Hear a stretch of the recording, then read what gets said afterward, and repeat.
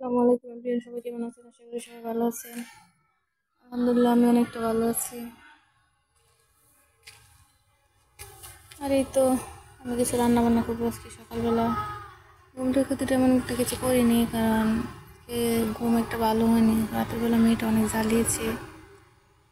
আর এই তো আমি একটা ঝটপট রান্না করবো, তার জন্য এখানে মশলাটা কষিয়ে নিচ্ছি। আর সেটা হচ্ছে পাঙ্গাস মাছ ভুনা।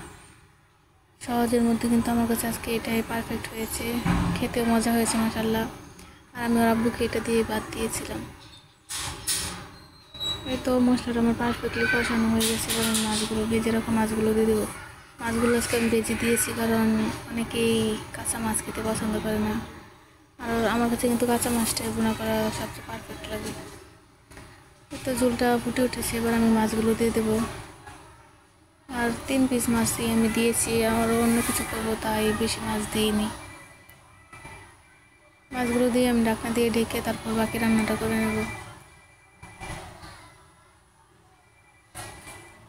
এই তো আমার মাছ বোনাটা হয়ে গেছে।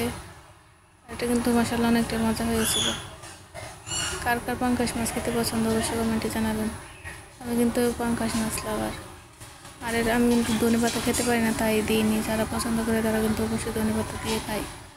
আর ধনেপাতার ফ্লেভারটা কিন্তু দিলে যারা খায় তারা বলে অনেক ভালো লাগে। আর এর সাথে কিন্তু আমি আজকে করলা ভাজি করেছি। আজকে ভিডিওটি পর্যন্ত সবাই ভালো থাকবেন।